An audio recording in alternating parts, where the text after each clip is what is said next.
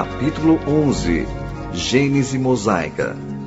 A Gênese é o primeiro livro de uma série de 5, por isso mesmo denominado Pentateuco, escrito por Moisés em épocas diferentes da sua longa e trabalhosa peregrinação terrena. Para muitos historiadores e exégetas, Moisés não escreveu pessoalmente estes 5 livros, mas somente o primeiro. Seus ensinamentos, segundo dizem, foram deturpados e acomodados pelo sacerdócio hebreu, segundo suas conveniências de dominação religiosa, exatamente como aconteceu e ainda acontece com os ensinamentos de Jesus. A Gênese trata da criação do mundo e dos primeiros acontecimentos, historia as primeiras gerações do povo hebreu e os fatos que com ele se deram até seu estabelecimento no Egito. Quanto aos demais, a saber, Êxodo, Levítico, Números e o Deuteronômio narram os episódios da libertação do cativeiro egípcio, das marchas e acontecimentos que a partir daí se deram até a chegada à terra de Canaã, como também da legislação, dos ritos, das regras de administração e do culto, que o grande enviado estabeleceu como norma e diretrizes para a vida social e religiosa desse povo. Por essas obras se vê que Moisés, além de sua elevada condição espiritual, era por todos os respeitos uma personalidade notável, admirável condutor de homens, digno da tarefa planetária que lhe foi atribuída pelo Senhor. Essas são as razões pelas quais a tradição mosaica merece toda a fé, principalmente no que se refere à autenticidade dos acontecimentos históricos ou iniciáticos que revela. Entretanto, é necessário dizer que o Gênese possui, também, contraditores no que se refere à sua autoria, pois que, segundo uns, ao escrevê-lo, o profeta valeu-se de tradições correntes entre outros povos orientais, como caldeus, persas e hindus, já existentes muito antes da época em que ele mesmo viveu. Segundo outros, o profeta não copiou propriamente essas tradições, mas foram elas introduzidas no livro em épocas diferentes, conforme ia evoluindo entre os próprios hebreus a concepção que faziam da divindade criadora, concepção essa que, cronologicamente, passou de eloísta, muitos deuses, para javista, mais de um Deus, e desta para jeovista, um só Deus. Realmente, há muitas semelhanças em algumas dessas tradições, mormente no que se refere, por exemplo, ao dilúvio asiático, à criação do primeiro casal humano, etc. Também não há dúvida que as interrupções, mudanças de estilo e as repetições observadas nos capítulos 7º e 8º dão fundamento a essa suposição de duplicidade de autores. Vejam-se, por exemplo, no capítulo 7 do Gênese, as repetições dos versículos 6 e 11, 7 e 13, 12 e 17, 21 e 23, e no capítulo 8º, versículos 13 e 5. Capítulo 7.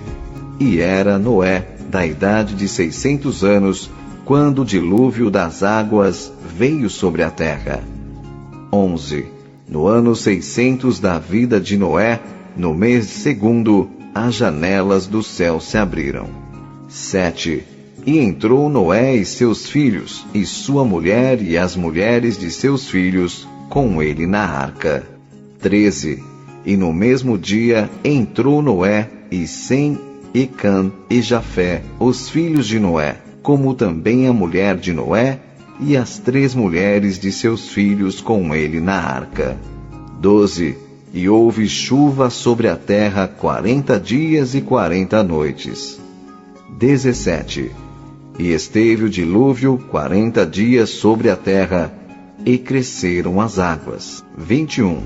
E expirou toda a carne que se movia sobre a terra, tanto de ave como de gado, e de feras e de todo réptil que se roja sobre a terra e todo homem. 23. Assim foi desfeita toda a substância que havia sobre a face da terra, desde o homem até o animal, até o réptil e até as aves do céu. Capítulo 8. 3.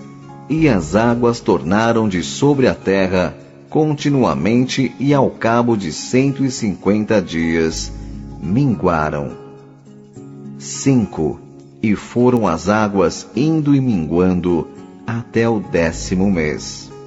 Como se vê dessas ligeiras citações, as repetições com estilo e redação diferentes são sobejamente evidentes para se admitir que houve realmente interpolações e acrescentamentos nestes textos.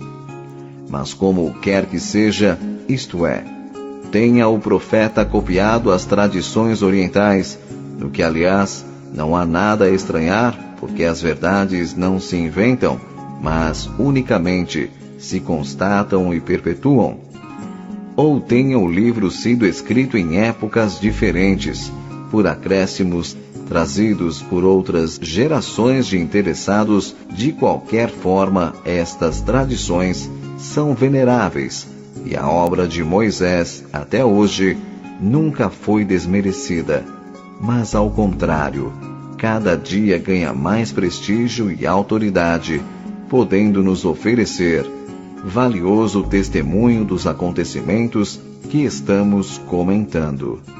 Ultimamente tem surgido também documentação de caráter mediúnico, segundo a qual os ensinamentos verdadeiros do profeta, após sua morte, no Monte Nebo, foram recolhidos por seu discípulo Essém e conservados religiosamente por seus continuadores, os essênios, nos diferentes santuários que possuíam na Palestina e na Síria, como sejam o do Monte Hermon, do Monte Carmelo, de Quarantana, do Monte Nebo e de Moabe.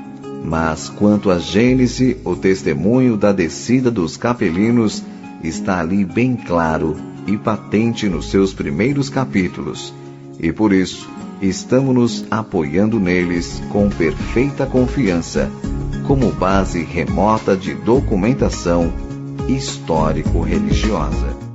Capítulo 12. 7. O capelino. Vimos no capítulo 10 qual a significação simbólica dos primeiros filhos de Adão, Caim e Abel. E diremos agora do ponto de vista propriamente histórico ou cronológico, a descida dos exilados é representada na Gênese pelo nascimento de Sete, o terceiro filho que Adão, como diz o texto, gerou à sua semelhança, conforme sua imagem. Assim, aquele que com ele mesmo, Adão, se confunde, é-lhe análogo. Se Adão, no símbolo, representa o acontecimento da descida, a queda das legiões de emigrados e os dois primeiros filhos, o caráter dessas legiões, Sete, no tempo, representa a época do acontecimento, época essa que no próprio texto está bem definida, com o seguinte esclarecimento: os homens então começaram a evocar o nome do Senhor. Isso quer dizer que a geração de Sete é a de espíritos não oriundos da terra, os das raças primitivas, bárbaros, selvagens, ignorantes, virgens ainda de sentimentos e conhecimentos religiosos, mas outros, diferentes, mais evoluídos, que já conheciam seus deveres espirituais, suas ligações com o céu. Espíritos já conscientes de sua filiação divina, que já sabiam estabelecer comunhão espiritual com o Senhor. Por tudo isso é que Moisés, como se vê no texto, desenvolve em primeiro lugar a genealogia de Caim, e a interrompe logo para mostrar que ela não tem seguimento. De fato, nela só se refere a profissões, crimes e castigos, para deixar claro que só se trata de demonstrar o temperamento, a capacidade intelectual e o caráter moral dos indivíduos que já formaram a corrente de Caim, das legiões de exilados, como já dissemos, ao passo que desenvolve em seguida a genealogia de Sete, a saber, a dos exilados em geral, enumerando-lhes as gerações até Noé e prosseguindo daí para diante sem interrupção, como a dizer que dessa linhagem de Sete é que se perpetuou o gênero humano, cumprindo-se assim a vontade do Senhor, quando disse: frutificai, multiplicai e enchei a terra. A passagem referente a Noé daquela narrativa simboliza o juízo periódico de Deus, que, como já dissemos, ocorre em todos os períodos de transição, em todos os fins de ciclo evolutivo, a separação dos bodes e das ovelhas, o expurgo de gerações degeneradas, acontecimento espiritual a que o Divino Mestre também se referiu mais tarde, no Sermão do Monte, quando disse, em relação aos tempos vindouros, que são os nossos. E quando o Filho do Homem vier na sua majestade, e todos os santos anjos com ele, então se assentará no trono de sua glória, e todas as nações serão reunidas diante dele, e apartará uns dos outros, como o pastor aparta dos bodes as ovelhas. A humanidade daquela época tocou um acontecimento desses, com os cataclismos que então se verificaram, que mais para diante relataremos. Capítulo 13. Da descida à corrupção. E aconteceu que, como os homens começaram a se multiplicar sobre a face da terra, e lhes nasceram filhas, viram os filhos de Deus que as filhas dos homens eram formosas, e tomaram para si mulheres de todas as que escolheram. Isto quer dizer que os degredados, aqui mencionados como filhos de Deus, encarnando no seio de habitantes selvagens do planeta, não levaram em conta as melhores possibilidades que possuíam como conhecedores de uma vida mais perfeita, e ao desposarem as mulheres primitivas, adotaram seus costumes desregrados e deixaram-se dominar pelos impulsos inferiores que lhes eram naturais. Chegaram numa época em que as raças primitivas viviam mergulhadas nos instintos animalizados da carne e, sem se guardarem, afundaram na impureza, não resistindo ao império das leis naturais que se cumpriam irrevogavelmente, como sempre sucede. Já vimos que a encarnação dos capelinos se deu em sua primeira fase e mais profundamente entre os Rutas, habitantes da Lemúria e demais regiões do Oriente, povos estes que apresentavam elevada estatura, cor escura, porte simiesco e mentalidade rudimentar.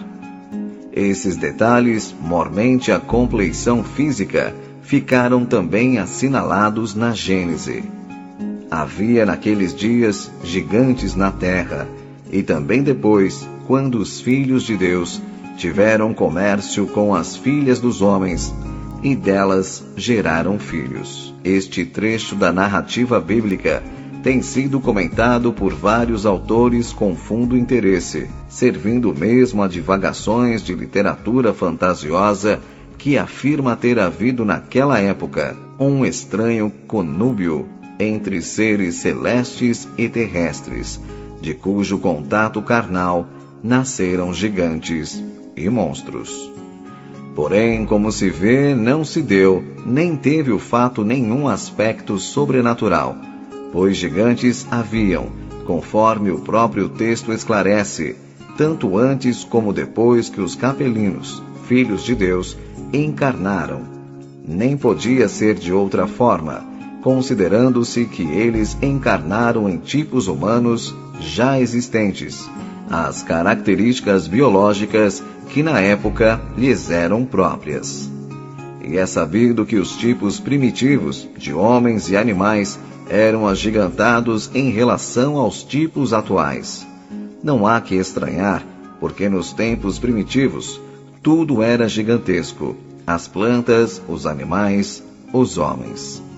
Estes, principalmente, tinham que se adaptar ao meio agreste e hostil em que viviam e se defender das feras existentes, da inclemência da própria natureza. Por isso, deviam possuir estatura e força fora do comum. Os lemurianos e os atlantes tinham estatura elevada e os homens do Cro-Magnon, que já estudamos, a julgar pelos esqueletos encontrados numa caverna perto do povoado do mesmo nome na França, possuíam em média 1,83, ombros muito largos e braços muito curtos e fortes, bem menores que as pernas, o que prova serem já bem distanciados dos símios. As construções pré-históricas, como os dolmens, menires, pirâmides, etc., eram de dimensões e peso verdadeiramente extraordinários.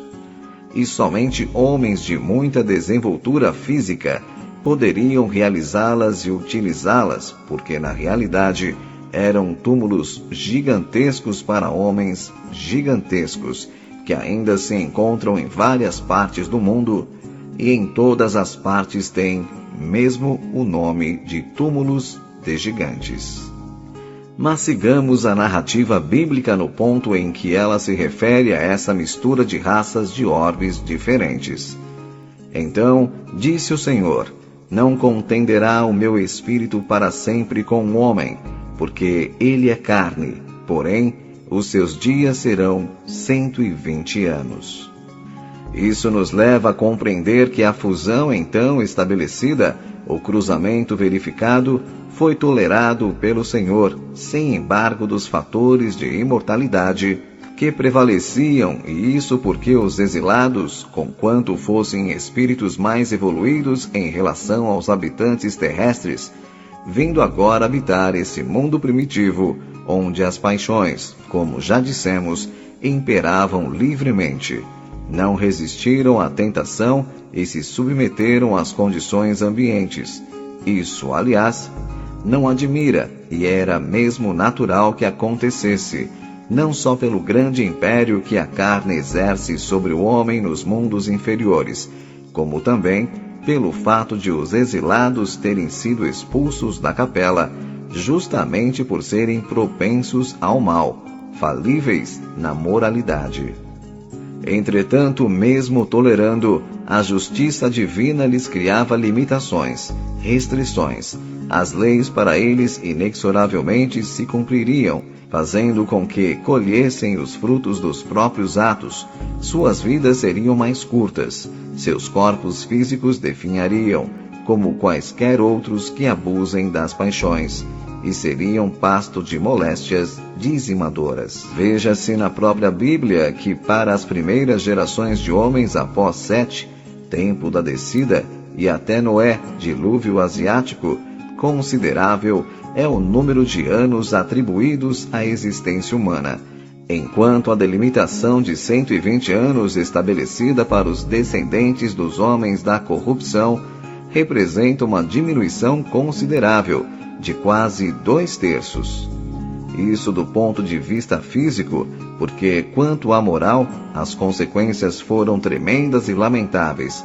Com o correr do tempo, uma corrupção geral se alastrou e generalizou-se de tal forma que provocou punições imediatas.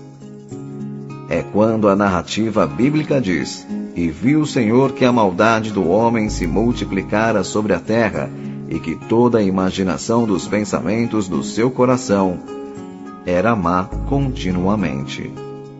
E mais adiante, a terra estava corrompida diante da face do Senhor. Encheu-se a terra de violência, porque toda a carne havia corrompido, e o seu caminho sobre a terra. Assim, pois, a experiência punitiva dos capelinos, do ponto de vista moral, malograra, porque eles, ao invés de sanear o ambiente planetário, elevando-o a níveis mais altos, de acordo com o maior entendimento espiritual que possuíam, ao contrário, concorreram para generalizar as paixões inferiores, saturando o mundo de maldade e com a agravante de arrastarem na corrupção os infelizes habitantes primitivos, ingênuos e ignorantes, cuja tutela e aperfeiçoamento lhes couberam como tarefa redentora. E então, havendo-se esgotado a tolerância divina, segundo as leis universais da justiça, sobrevieram as medidas reparadoras para que a terra fosse purificada e os espíritos culposos recolhessem, em suas próprias consciências, os dolorosos frutos de seus desvarios. Capítulo 14. Os expurgos reparadores.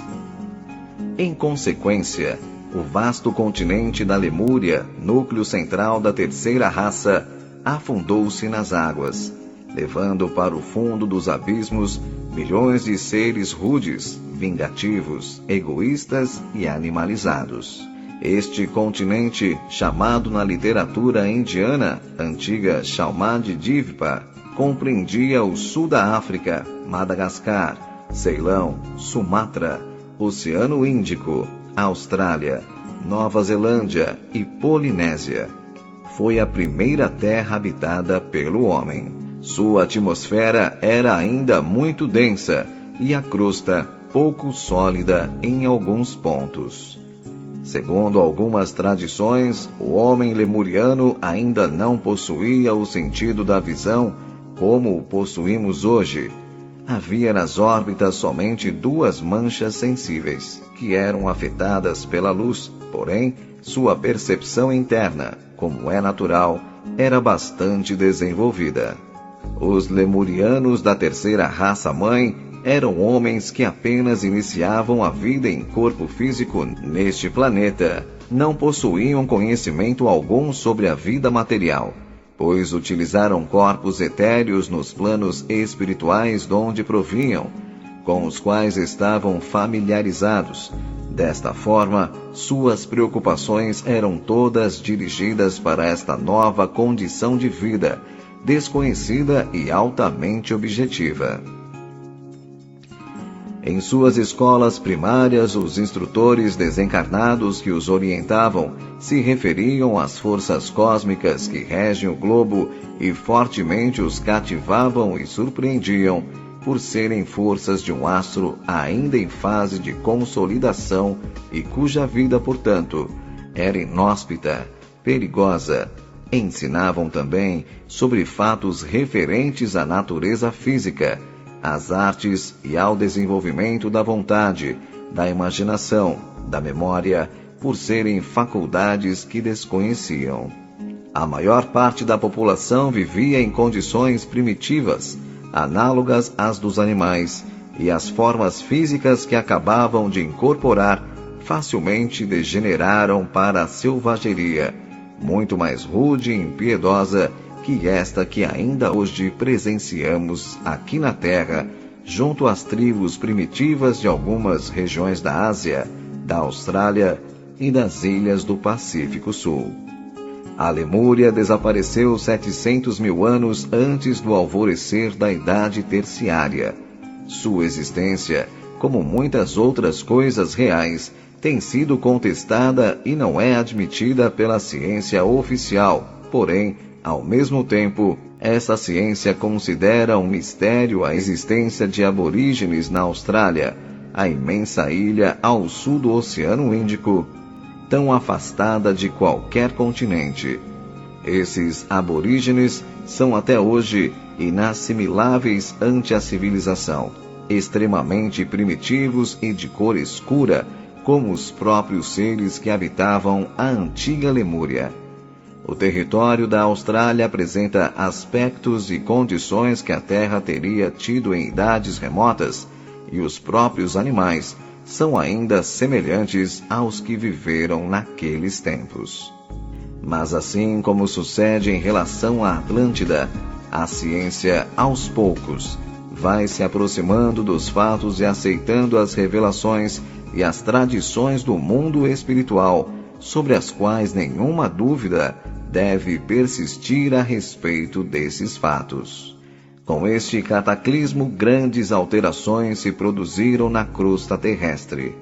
Primeiro, completou-se o levantamento da Ásia.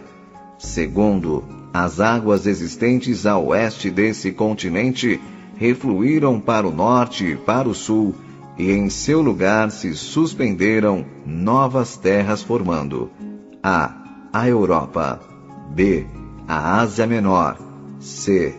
a África em sua parte superior. Ao centro e norte desta última região, formou-se um imenso lago que os antigos denominaram Tritônio, que mais tarde, como veremos adiante, foi substituído por desertos.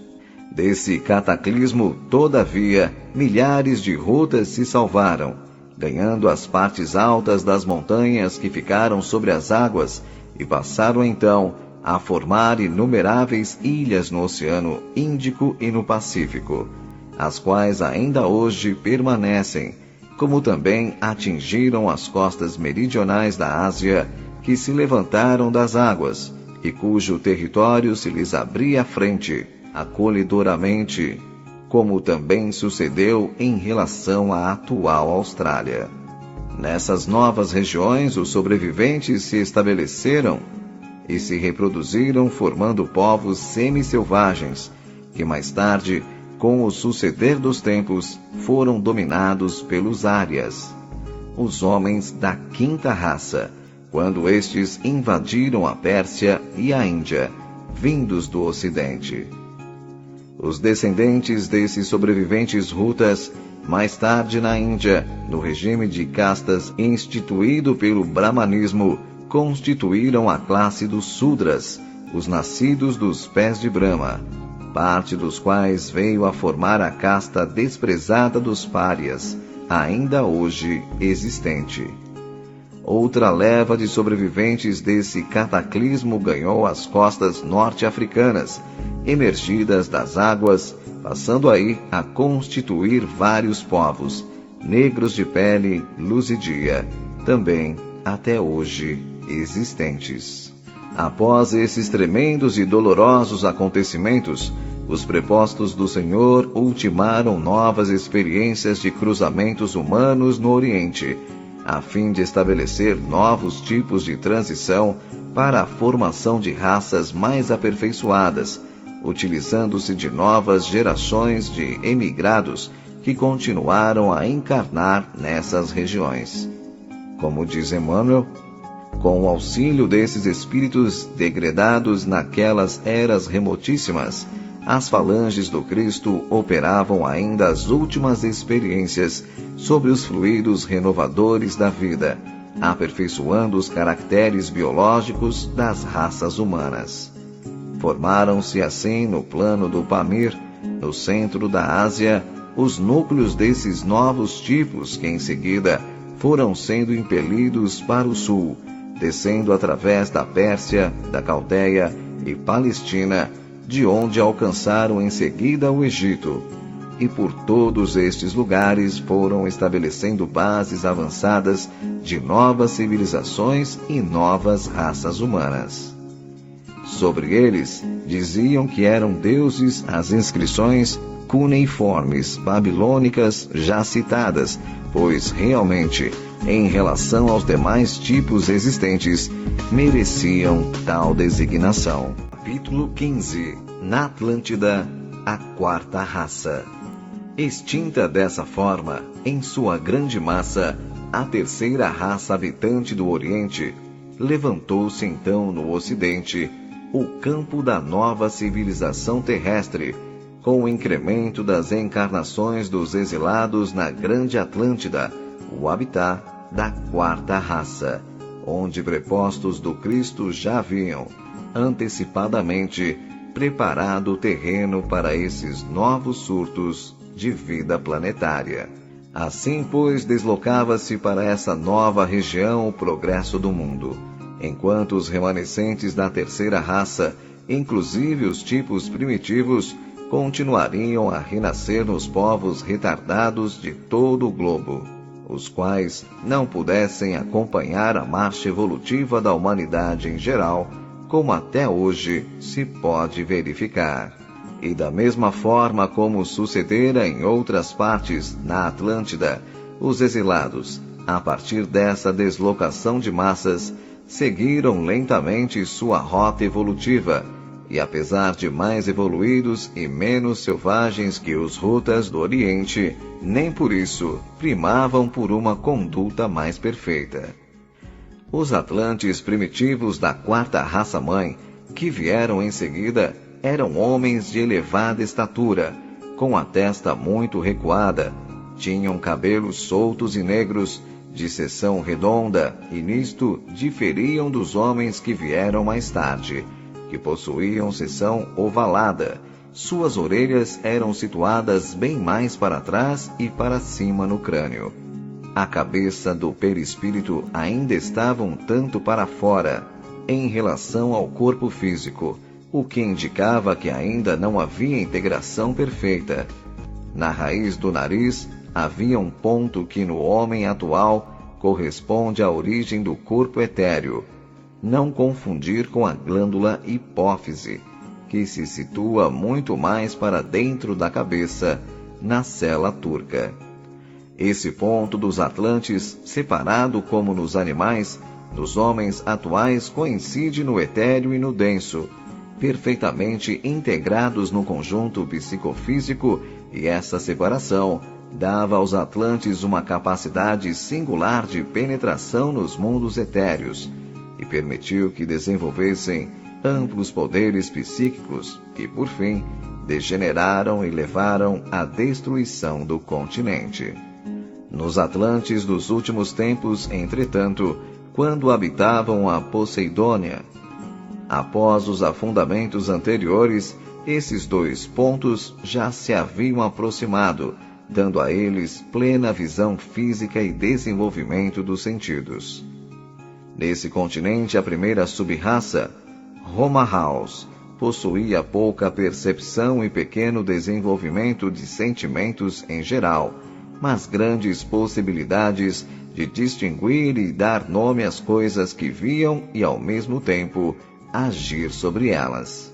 Foi a sub-raça que desenvolveu os rudimentos da linguagem e da memória, conhecimentos anteriormente esboçados e interrompidos na Lemúria por causa do afundamento desse continente, pelo mesmo motivo da degradação moral. Das outras sub-raças, os Travelates desenvolveram a personalidade e o sentido da realeza, e adoravam seus antepassados, chefes e dirigentes. Os Toltecas desenvolveram o animismo e o respeito aos pais e familiares. Iniciaram os governos organizados e adquiriram experiência sobre administração, bem como de nações separadas e de governos autônomos, formando assim os padrões, os modelos da civilização pré-histórica, que chegam até ao nosso conhecimento atual. Os atlantes eram homens fortes, alentados, de pele vermelha escura ou amarela, imberbes, dinâmicos, altivos e excessivamente orgulhosos. Desde que se estabeleceram como povos constituídos neste vasto continente, iniciaram a construção de um poderoso império, onde, sem demora, predominaram a rivalidade intestina e as ambições mais desmedidas de poderio e de dominação. Por outro lado, desenvolveram faculdades psíquicas notáveis para sua época, que passaram a aplicar os serviços dessas ambições inglórias, e de tal forma se desenvolveram suas dissensões que foi necessário que ali descessem vários missionários do alto para intervir no sentido de harmonizar e dar diretrizes mais justas e construtivas às suas atividades sociais. Segundo consta de algumas revelações mediúnicas, ali encarnou 2 vezes sob os nomes de Anfion e de Antúlio, o Cristo planetário, como já o tinha feito anteriormente na Lemúria, sob os nomes de Numu e Juno, e como o faria mais tarde na Índia, como Krishna e Buda, e na Palestina, como Jesus. Porém, triunfaram as forças inferiores e a tal ponto se generalizaram os desentendimentos entre os diferentes povos, que se impôs a providência da separação de grandes massas humanas mormente entre a. Roman House, B. Turianos, C. Mongóis, D. Travilates, refluindo parte deles para o norte do continente, de onde uma parte passou à Ásia, pela ponte ocidental do Alasca, localizando-se principalmente na China, e outra parte alcançou o continente hiperbóreo, situado, como já vimos, nas regiões árticas, ao norte da Europa, que nessa época apresentavam magníficas condições de vida para os seres humanos. No seio da grande massa que permaneceu na Atlântida, formada pelas outras 3 sub-raças, A. Toltecas, B. Semitas e C. Acádios.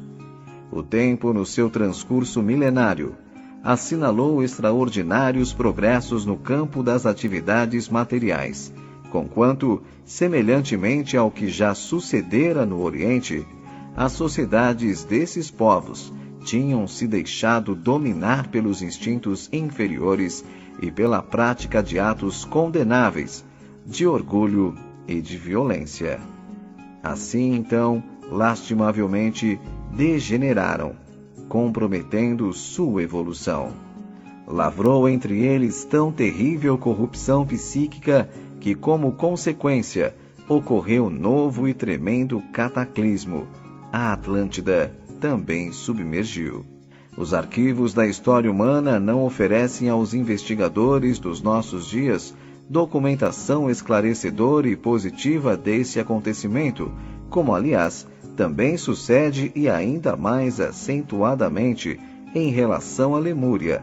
Por isso é que esses fatos, tão importantes e interessantes para o conhecimento da vida planetária, estão capitulados no setor das lendas. Mas, não obstante, existem indicações aceitáveis de sua autenticidade, que constam de uma extensa e curiosa bibliografia assinada por autores respeitáveis de todos os ramos da ciência oficial. Como não temos espaço nesta obra para expor a questão detalhadamente, nem esse é o nosso escopo, porque não desejamos sair do terreno espiritual. Limitamo-nos unicamente a transcrever um documento referente à Atlântida, que reforça nossa desvaliosa exposição. É o manuscrito denominado O Troiano, descoberto em escavações arqueológicas do país dos Toltecas, ao sul do México, e que se conserva, segundo sabemos, no British Museum de Londres. Ele diz: no ano 6 de Can, em 11 Muluk, no mês de Zac, terríveis tremores de terra se produziram e continuaram sem interrupção até o dia 13 de Shuen. A região das colinas de argilas, o país de Mu, foi sacrificado. Depois de sacudido por 2 vezes, desapareceu subitamente durante a noite. O solo, continuamente influenciado por forças vulcânicas, subia e descia em vários lugares, até que cedeu. As regiões foram então separadas umas das outras e depois dispersas. Não tendo podido resistir às suas terríveis convulsões, elas afundaram, arrastando 64 milhões de habitantes. Isto passou-se 8.060 anos antes da composição deste livro. O Codex Tolteca Tira, livro das migrações, menciona, entre outras, as migrações de 8 tribos, que alcançaram as praias do Pacífico, vindas de uma terra situada a leste, chamada Aztlán. As lendas mexicanas falam de uma terrível catástrofe, de uma inundação tremenda que obrigou as tribos Nahoa e Quinché a emigrarem para o extremo sudoeste. Nos velhos desenhos mexicanos, a misteriosa pátria de origem dos toltecas e astecas, a Terra Aztlán, está representada por uma ilha montanhosa e uma dessas montanhas está cercada por uma muralha e um canal.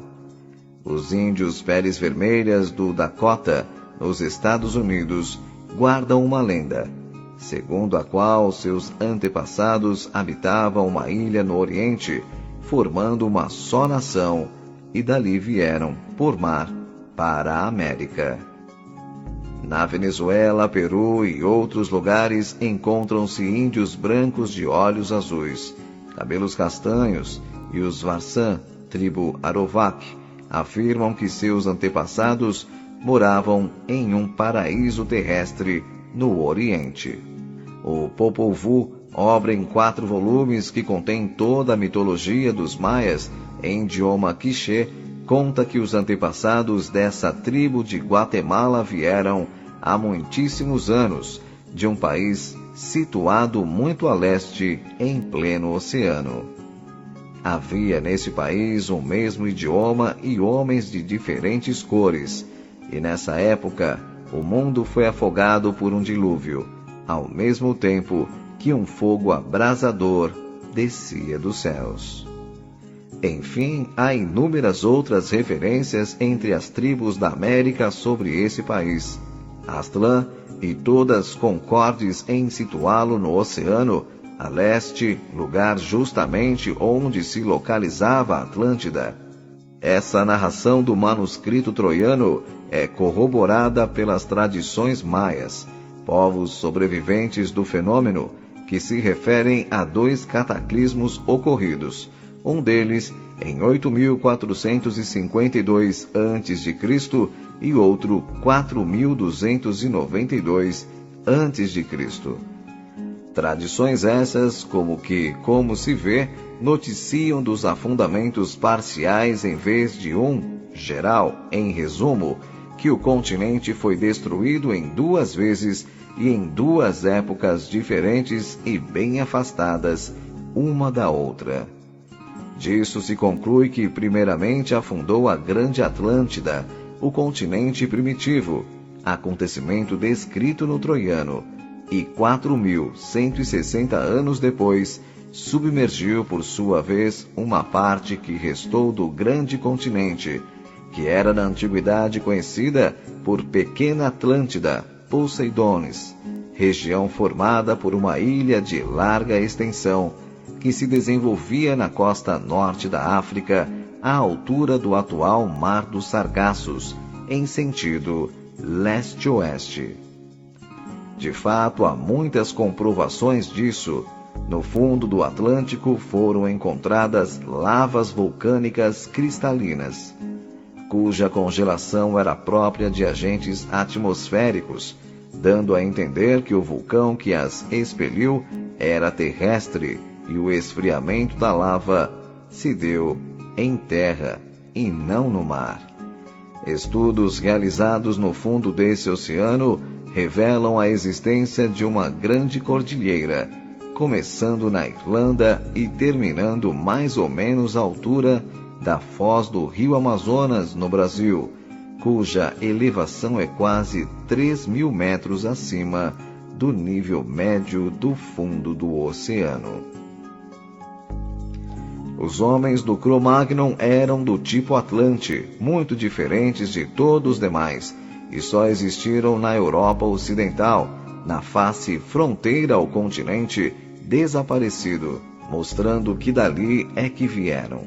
O idioma dos bascos não tem afinidade com nenhum outro da Europa ou do Oriente, e muito se aproxima dos idiomas dos americanos aborígenes. Os crânios dos Cro-Magnos são semelhantes aos crânios pré-históricos encontrados em Lagoa Santa, Minas Gerais, no Brasil. Há pirâmides semelhantes no Egito e no México, e a mumificação de cadáveres praticada no Egito Antigo o era também no México e no Peru.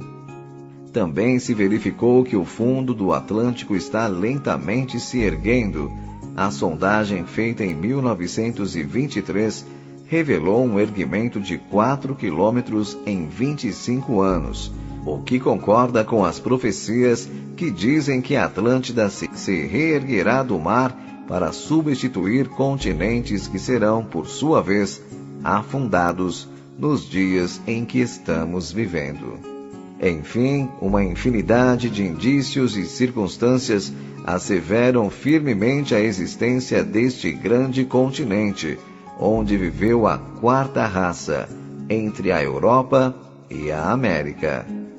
Estes dados, quanto às datas, não podem ser confirmados historicamente, porém, segundo a tradição espiritual, entre o afundamento da Lemúria e da Grande Atlântida, houve um espaço de 700 mil anos. O ciclo Atlante foi o termo extremo da materialidade do Manvantara, cujo arco descendente se completou sob a quarta sub-raça. A terra firme parece ter chegado por esses tempos ao seu máximo de extensão, ostentando-se em vários continentes e uma infinidade de ilhas. Ultimou-se o desenvolvimento das faculdades físicas do gênero humano, ao passo que o característico psicológico foi o desejo, cujo império entregou o homem de pés e mãos atados ao gênio do mal. A peçonha e o saber do sangue estabeleceram então o seu reinado. Os atlantes possuíam um profundo conhecimento das leis da natureza, mormente das que governam os três elementos, terra, água e ar. Eram também senhores de muitos segredos da metalurgia. As suas cidades eram ricas em ouro e alguns de seus palácios eram feitos desse metal. Suas sub-raças espalharam-se por todos os países do mundo de então. Cultivavam a magia negra e utilizavam-se grandemente dos elementais e de outros seres do submundo. O apogeu da civilização atlante teve a duração de 70 mil anos e exerceu profunda influência na história e na religião de todos os povos pré-históricos que habitaram o Mediterrâneo e o Oriente Próximo. Como as anteriores, esta raça-mãe teve, como já vimos, 7 sub-raças. As 4 primeiras habitaram o continente até sua submersão, e as 3 últimas habitaram a grande ilha Poseidones. Os chineses, mongóis em geral, inclusive os javaneses, são na Ásia os remanescentes desses povos no seu período de natural decadência etnográfica, diz o Mahatma no Imavati. Na Idade Eoceno, ainda no seu começo, o ciclo máximo dos homens da quarta raça, os Atlantes, tinha chegado ao seu ponto culminante, e o grande continente, pai de quase todos os continentes atuais, mostrou os primeiros sintomas de mergulhar nas águas, processo que durou até a 11.446 anos, quando a sua última ilha, que podemos com propriedade chamar de Poseidones, abismou-se com o estrondo. Não se pode confundir Lemúria com Atlântida. Ambos os continentes sossobraram, mas o período decorrido entre as duas catástrofes foi cerca de 700 mil anos. Floresceu a Lemúria e terminou a sua carreira no espaço de tempo que antecedeu a madrugada da Idade Eoceno, pois a sua raça foi a terceira. Contemplai as relíquias dessa nação, outrora tão grandiosa, em alguns dos aborígenes de cabeça chata que habitam a vossa Austrália. Lembrai-vos de que por baixo dos continentes explorados e escavados pelos cientistas, em cujas entranhas descobriram a Idade Eoceno, obrigando-a a entregar os seus segredos, podem jazer ocultos nos leitos oceânicos insondáveis outros continentes muito mais antigos, Assim, por que não aceitar que os nossos continentes atuais, como também Lemúria e Atlântida, hajam sido submergidos já por diversas vezes, dando assento a novos grupos de humanidades e civilizações que no primeiro grande solevamento geológico do próximo cataclismo, na série de cataclismos periódicos que ocorre desde o começo até o fim de cada circuito, os nossos atuais continentes submetidos já à autópsia hão de afundar-se, enquanto tornem a surgir outras Lemúrias e outras Atlântidas. Assim como aconteceu antes com a Lemúria, o afundamento da Atlântida trouxe para a geografia do globo novas e importantes modificações na distribuição das terras e das águas, a saber, com o afundamento da Grande Atlântida, sobrelevou-se o território da futura América, que se rematou ao ocidente, no centro e no sul com a Cordilheira dos Andes. B. Completou-se o contorno desse continente na parte oriental. C. Permaneceram sobre as águas do oceano que então se formou, e conserva o mesmo nome do continente submergido, o Atlântico. Algumas partes altas que hoje formam as ilhas de Cabo Verde, Açores, Canárias e outras. D. Na Europa, levantou-se a Cordilheira dos Alpes. Com o afundamento da pequena Atlântida, produziu-se novo levantamento na África, completando-se esse continente com a secagem do lago Tritônio e, consequentemente, formação do deserto do Saara, até hoje existente. D. Foi rompido o istmo de Gibraltar, formando-se o atual estreito do mesmo nome e o mar Mediterrâneo. Essa narrativa do troiano e as tradições dos maias, por outro lado, concordam com as tradições egípcias reveladas a Solon pelos sacerdotes de Sais 600 anos antes da nossa era, as quais afirmam que a Atlântida submergiu 9.500 anos antes da época em que eles viviam. Também concordam com a narrativa feita por Platão em seus livros Timeu e Critias, escrita 4 séculos antes de Cristo, na qual esse renomado discípulo de Sócrates, filósofo e iniciado grego que gozou na antiguidade de alto e merecido prestígio, confirma todas estas tradições. Para o trabalho que estamos fazendo, considerada a sua feição mais que tudo espiritual, basta-nos a tradição. Por último, quanto aos habitantes sobreviventes desses 2 cataclismos, resta dizer que parte se refugiou na América sobrelevada, vindo a formar os povos astecas, maias, incas e peles vermelhas em geral, ainda hoje existentes. Parte alcançou as costas norte-africanas, vindo a trazer novo contingente de progresso aos povos ali existentes, principalmente aos egípcios, e uma última parte, finalmente, a de importância mais considerável para a evolução espiritual do planeta. Ganhou as costas do continente hiperbóreo, para leste, onde já existiam colônias da mesma raça, para ali, emigradas anteriormente, como já dissemos, e cujo destino será em seguida relatado. Assim, com estes acontecimentos terríveis e dolorosos, extinguiu-se a 4ª raça e abriu-se campo às atividades daquela que a sucedeu, e sobre todas as demais foi a mais importante e decisiva para a incipiente civilização do mundo.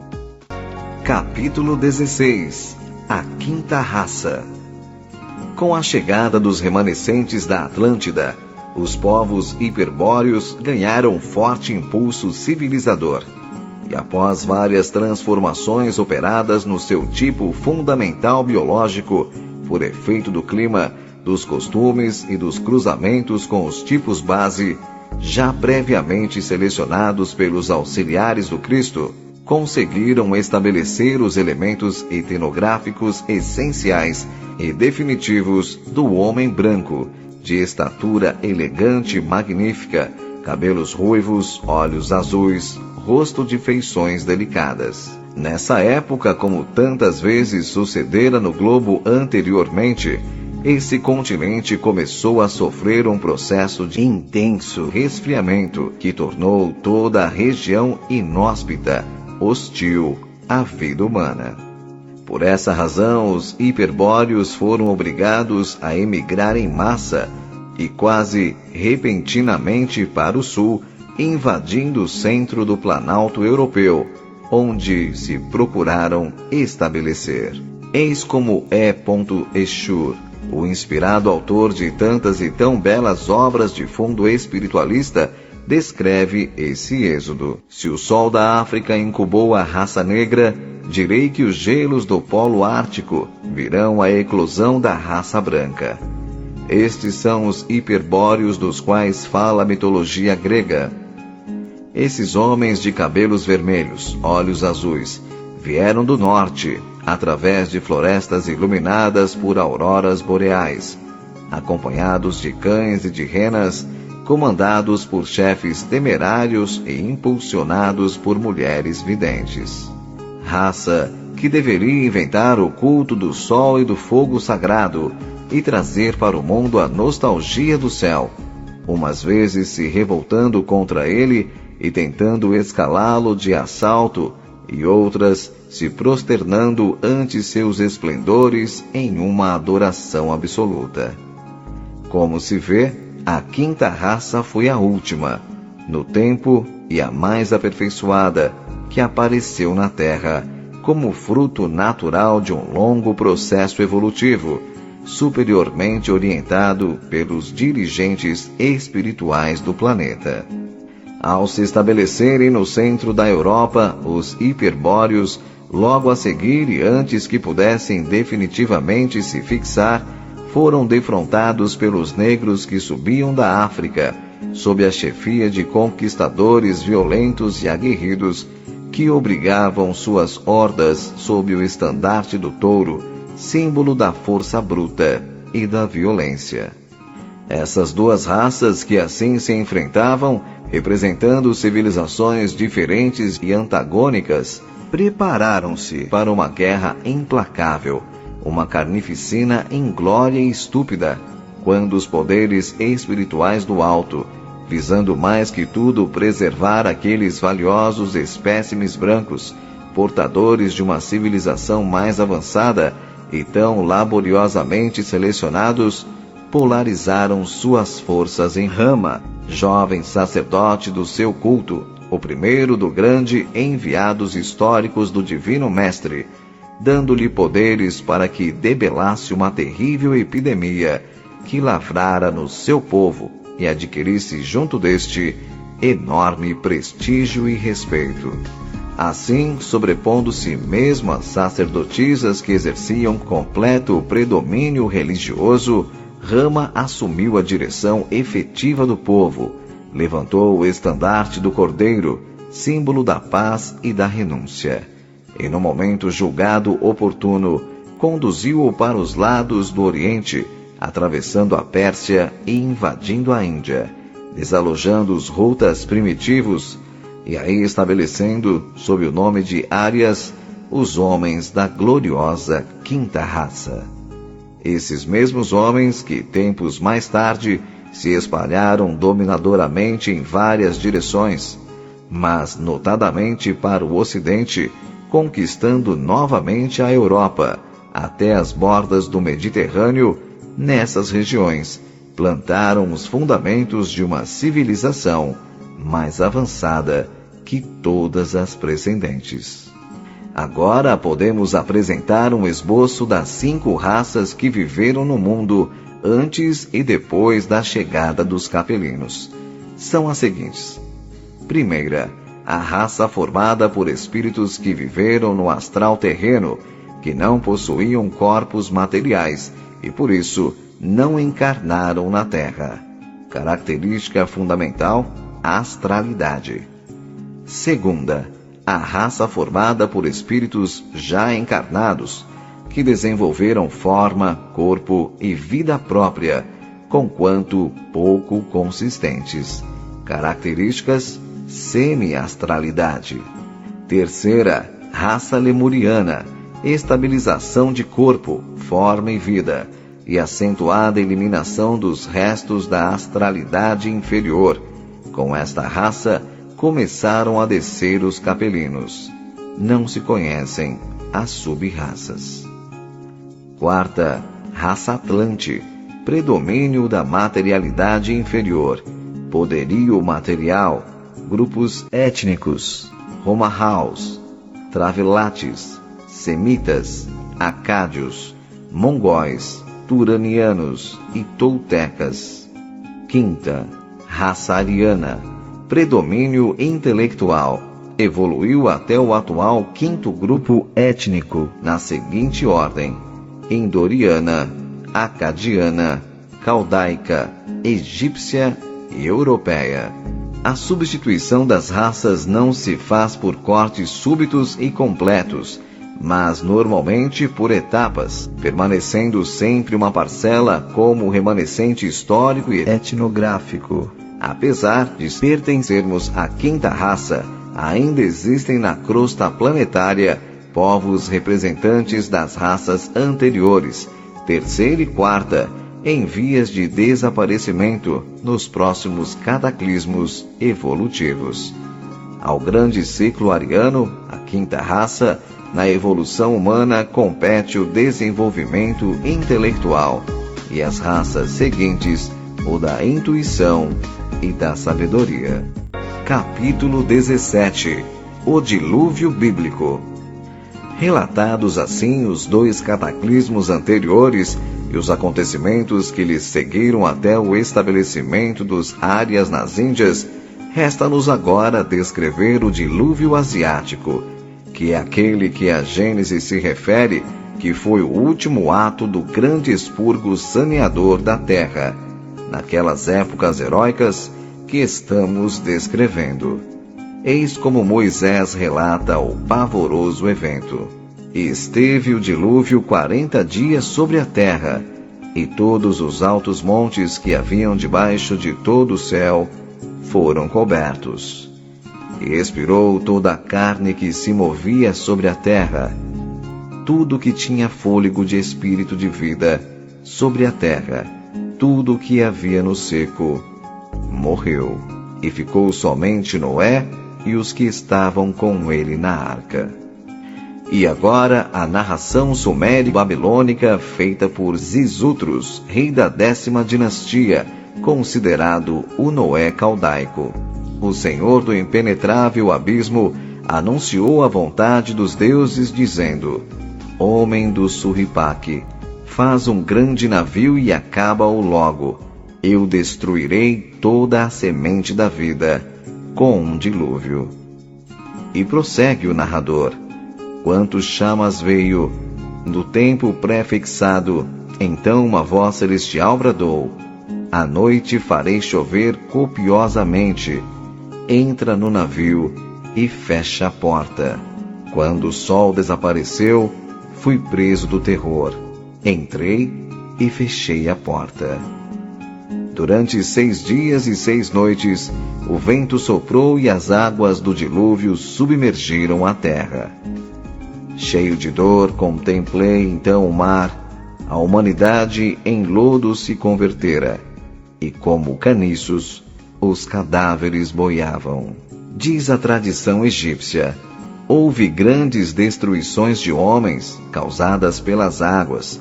Os deuses, querendo expurgar a terra, submergiram-na.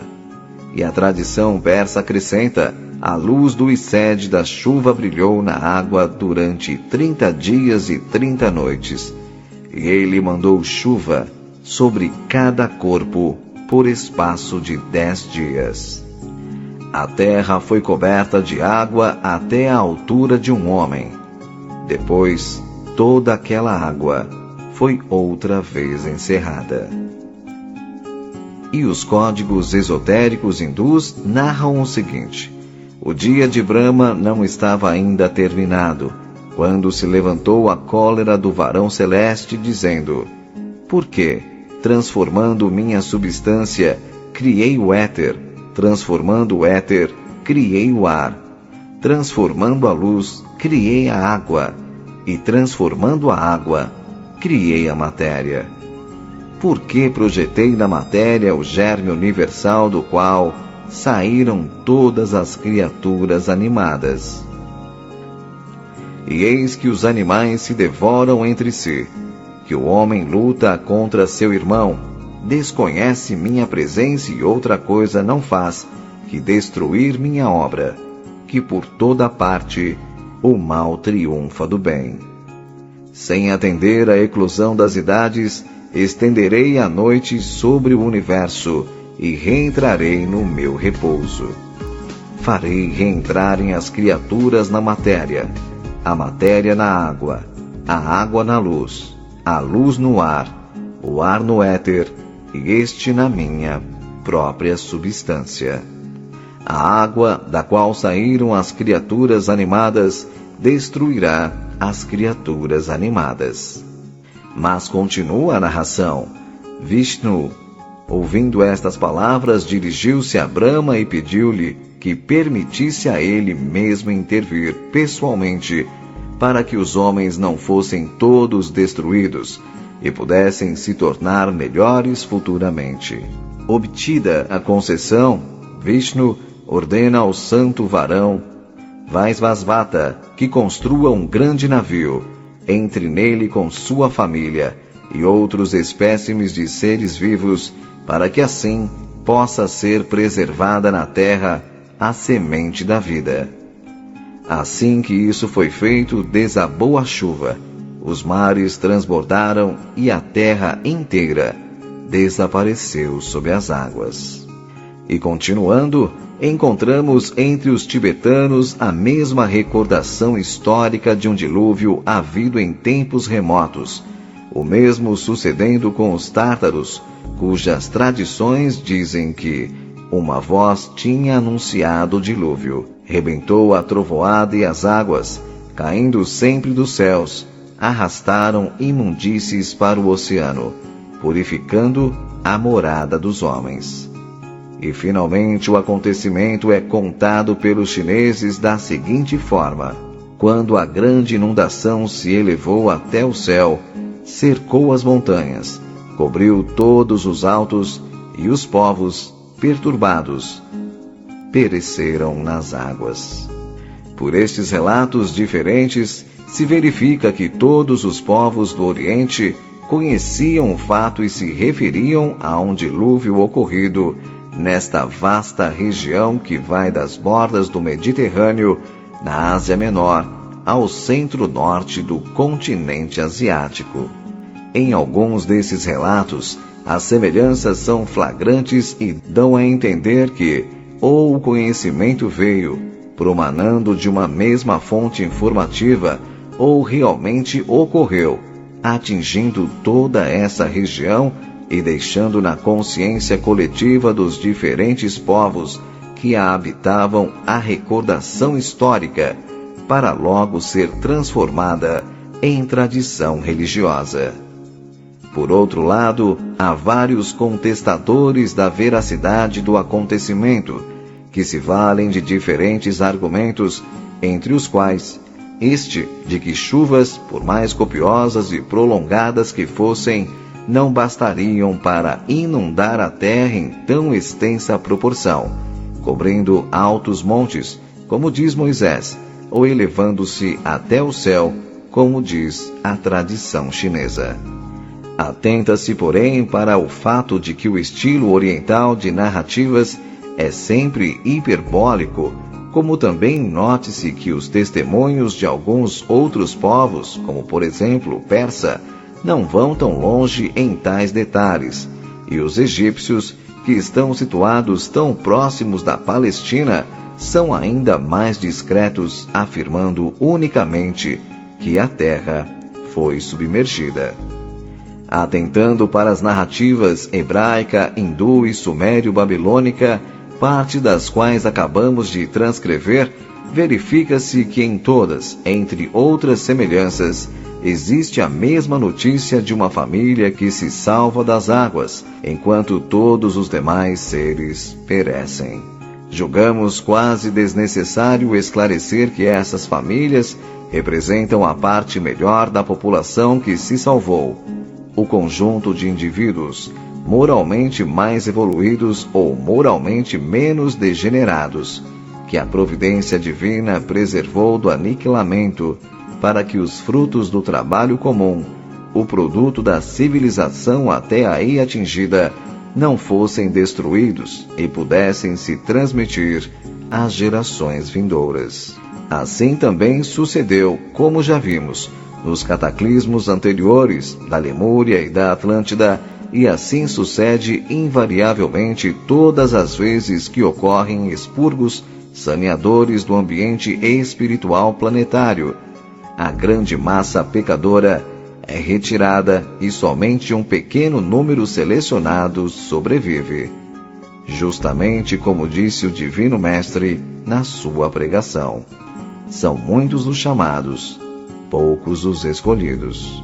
No que se refere às controvérsias já citadas, nada mais temos a dizer senão que a circunstância de estar o acontecimento do dilúvio registrado nos arquivos históricos de todos os povos referidos basta para provar sua autenticidade, como também para excluir a hipótese adotada por alguns historiadores de que essas narrativas se referem ao dilúvio universal ou a algum dos períodos glaciários a que atrás nos referimos. O dilúvio narrado na Bíblia representa a invasão da bacia do Mediterrâneo pelas águas do Oceano Atlântico, quando se rompeu o istmo de Gibraltar com o afundamento da pequena Atlântida e seu cortejo de distúrbios meteorológicos. Com a descrição do dilúvio asiático e de acordo com a divisão que adotamos para a história do mundo,